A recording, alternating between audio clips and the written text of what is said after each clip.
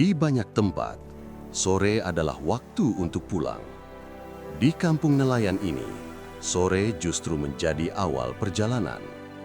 Saat matahari perlahan turun, harapan mulai dinaikkan ke atas perahu. Bukan untuk satu orang, melainkan untuk banyak meja makan yang menunggu esok hari.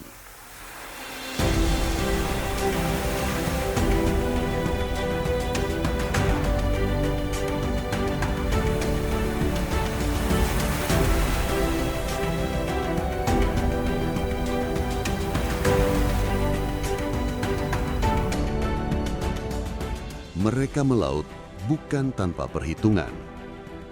Sore hari adalah pilihan, agar malam bisa dihabiskan di titik tangkap, dan subuh menjadi waktu kembali saat ikan masih segar, dan rantai pangan bisa segera bergerak.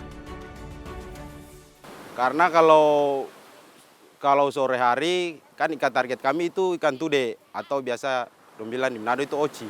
Oh, kami di laut itu kalau tangkap ikan itu biasanya jam 10 jam sampai 11 jam. Itu pun tergantung lautan atau ikan. Laut malam tidak pernah sepenuhnya ramah. Gelap menutup pandangan. Angin berubah tanpa aba-aba. Di atas ombak yang dibutuhkan bukan hanya tenaga, tetapi kepercayaan. Biasanya sih cuaca. Kalau cuaca ribut, susah. Karena untuk geraknya aja udah susah. Kalau di laut itu yang harus dijaga malam, keadaan sih Pak. Cuaca, terus keadaan perahu. Karena orang kan nggak tahu kalau malam arus, banyak batang anyor. Karena di perahu kan bisa bahaya tuh. Ada saat-saat laut meminta keputusan, melanjutkan atau kembali. Yang dipertaruhkan bukan hanya hasil tangkapan, tetapi keselamatan. Saat itu kami semua nelayan sedang menangkap ikan, terus tiba-tiba ada badai. Badai waktu itu angin barat. Sampai-sampai ada beberapa yang tenggelam. Makanya kalau melaut sini kami harus biasanya lihat cuaca dulu. Kalau cuaca buruk, oh kami tidak melaut. Tapi kalau cuaca teduh, baru kami melaut. Di balik kerja yang terlihat keras, ada ruang-ruang sunyi yang jarang tersorot. Saat jaring telah ditarik dan laut sejenak memberi jeda, mereka berhenti bukan untuk beristirahat sepenuhnya, melainkan untuk mengumpulkan tenaga yang tersisa. Di atas perahu yang terus bergoyang, mereka berbagi diam, menatap gelap yang sama, dan memikul pikiran yang tak jauh berbeda tentang rumah, tentang keluarga, dan tentang hari esok yang harus tetap berjalan.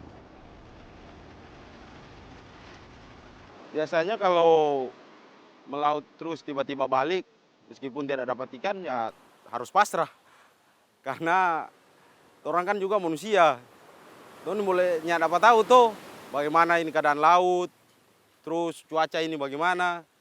Jadi kalau istilahnya nelayan kayak judi. Kalau cuaca buruk, tiba-tiba di laut harus kembali. Kalau tidak kembali ya bisa seperti tadi, tenggelam. Atau sampai ada yang hilang juga. Laut memberi mereka kehidupan, namun juga menuntut ketahanan. Dan di antara lelah yang tak selalu terucap, mereka tetap bertahan. Karena mereka tahu apa yang mereka lakukan malam ini akan menentukan apa yang tersedia di banyak meja makan esok hari. Ya mau bagaimana? Harus bertahan karena di sini mayoritas juga nelayan. Terus orang tua. Sampai sekarang saya juga ikut orang tua juga nelayan. Karena hasil nelayan juga ya tidak kira-kira, kadangkala ada, cuman tidak kurang dan sampai menghabis atau apa tidak sampai situ. Yang pasti untuk makan sehari-hari ada.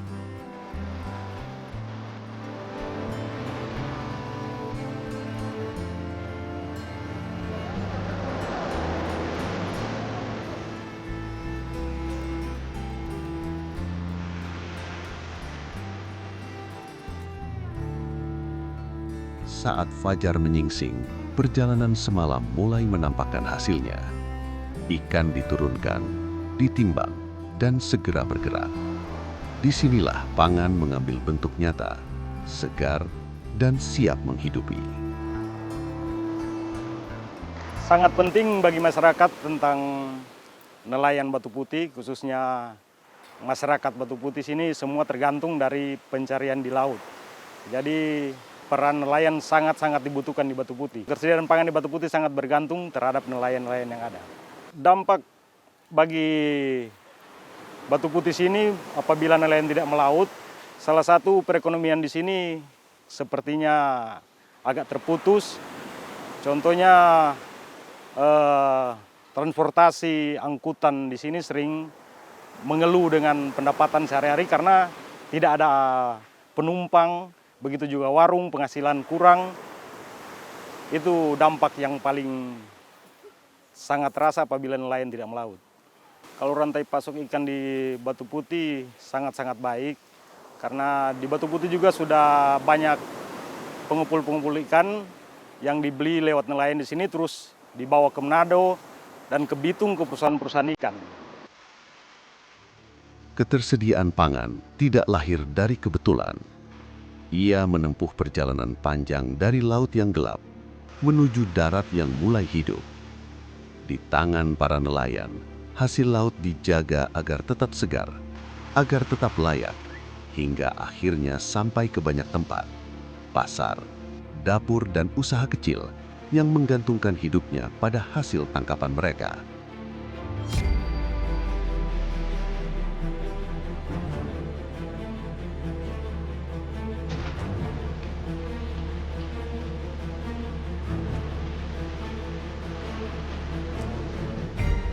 Di sudut-sudut sederhana seperti ini, di atas bara dan asap yang perlahan naik, laut kembali dihidupkan menjadi hidangan, menjadi usaha, dan menjadi bagian dari kehidupan sehari-hari.